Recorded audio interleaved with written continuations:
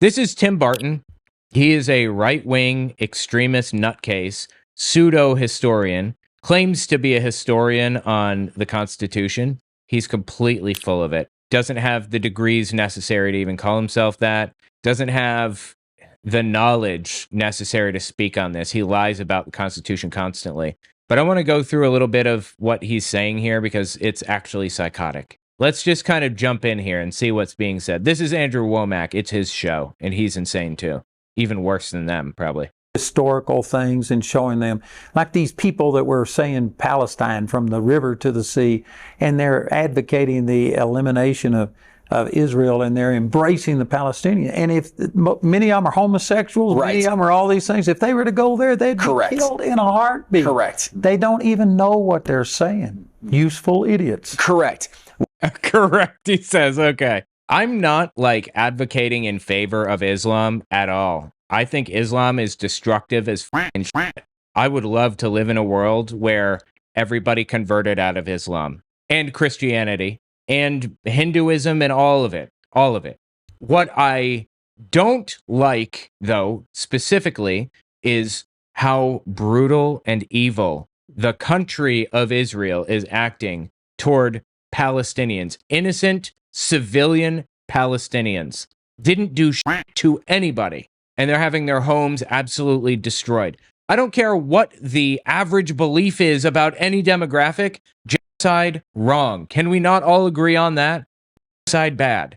How the f*** am I here right now arguing that genocide shouldn't be taking place?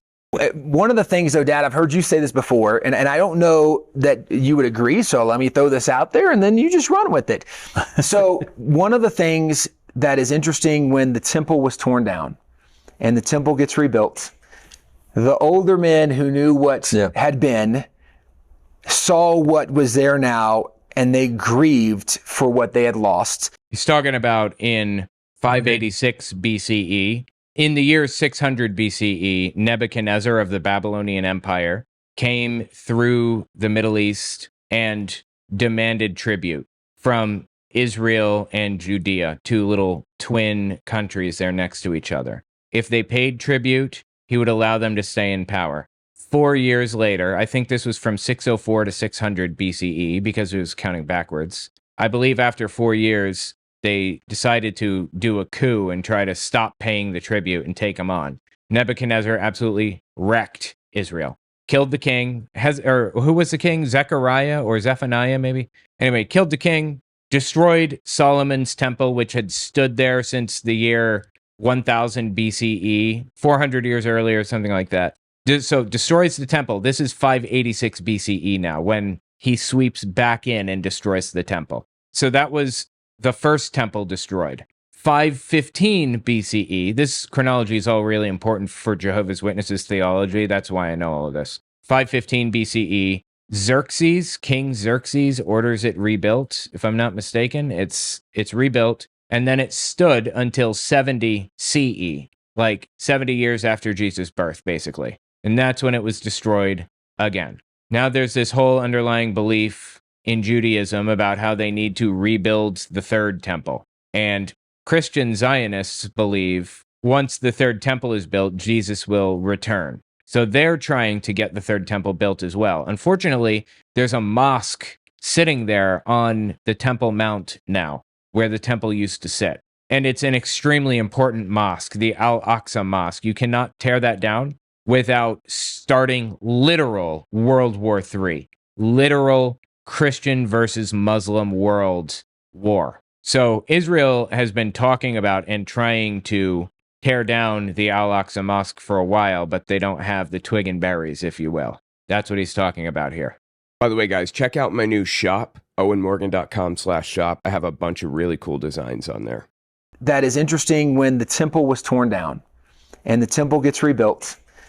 The older men who knew what had been saw what was there now, and they grieved for what they had lost. The younger people recognizing we didn't have something and now we have, this is amazing. And there was a bit of a difference of response and reaction. And I do think that part of what we we will see restored might not be fully what was there before, but it will be cause for rejoicing. And ultimately, we would love to see it all. Bro, what is he saying? Like, does any of this make any sense to anybody at all? Is he just rambling right now? Restored.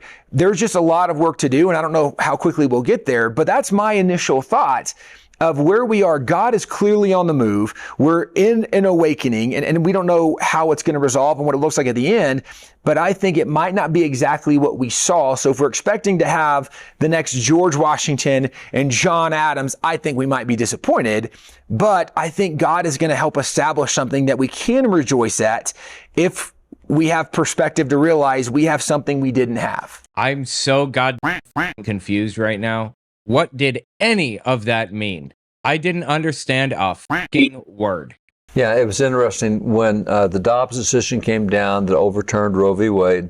Is exactly when that scene from the temple was really imprinted on, because there were so many young people cheering, and I saw all these media clips of particularly young crowds cheering, and they are so thrilled because now 26 states will ban abortion. Yeah, but I remember when it was all 50 states banning abortion. You do? Okay. Did all 50 states ever ban abortion? So this is pretty clear. This is an extremely unpopular position. He wants to ban abortion nationwide, a federal abortion ban for all states. Good luck with that. I mean, I said the same thing about removing Roe v. Wade in the first place, so. And the pill that they're sending out there are actually increased abortion now before Dobbs was overturned. Correct. I mean, really. Well, it's not just the pill that's increasing abortions. He's saying this as though people are trying to stick it to Trump. They're trying to get one over on him by, increasing abortion. Here, take this, Trump. We don't like you, so we're going to get an abortion. Additional abortions just to f*** you over. Are you f***ing kidding me? These people are live in a delusion. So it's the kind of thing, it depends on what your perspective is. The perspective they had of the last 30 years, that's a great step. Yep. But the perspective I had of more years than that, that's a step, but it's not near where we used to be. Yeah. And I think at some point America's going to have... Benjamin Franklin in his documents had instructions for how to get an abortion. You know what else had instructions to abort a baby? The Bible. Numbers 5:11-23 explains how to get an abortion.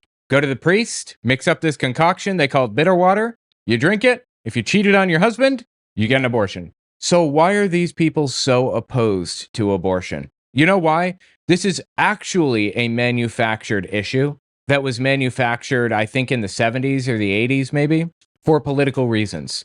The people who created this issue didn't give a fuck about abortions. They didn't care even a little bit, but they knew they could whip people into a blood frenzy over this one issue, so they leveraged it to their advantage. What would the world look like if it had been the Democrats that leveraged that to their advantage instead? Can you imagine Republicans arguing in favor of abortion access? How wild would that be? Have to get back to being very individualistic rather than groups. And let me throw it, this is probably the biggest thing that I am concerned about, and concern is not the right word, that I would like to see addressed.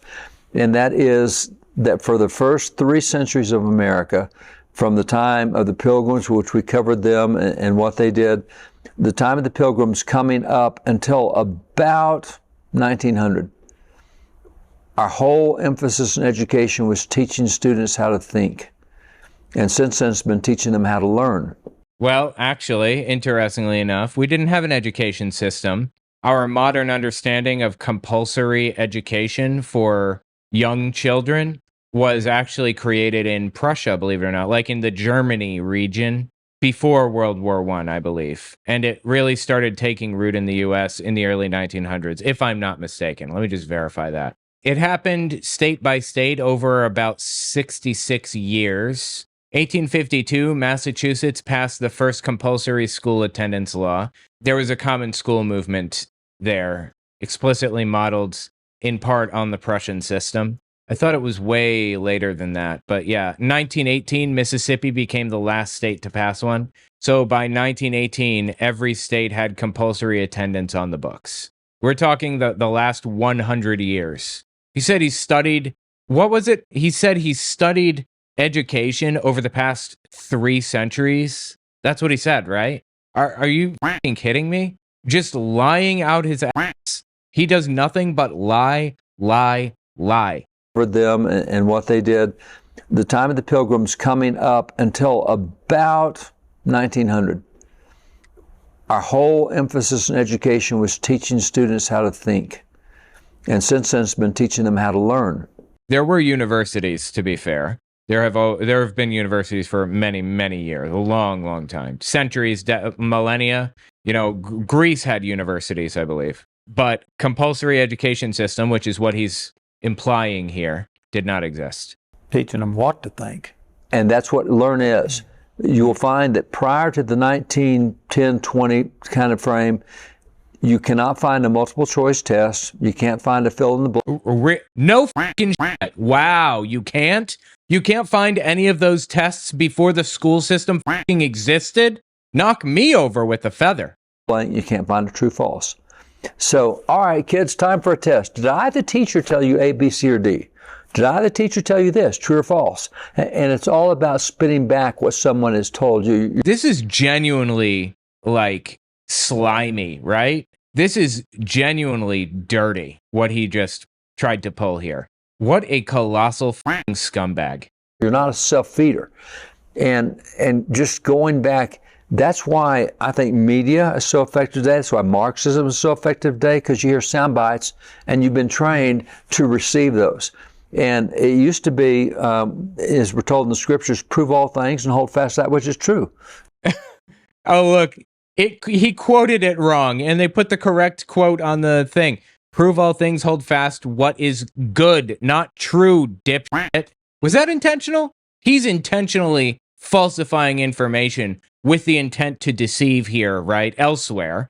Is this another case of that? Anyway, he's just fucking vile and disgusting, and there's nothing that bothers me more than people who lie about history intentionally. Tell me what you think in the comments.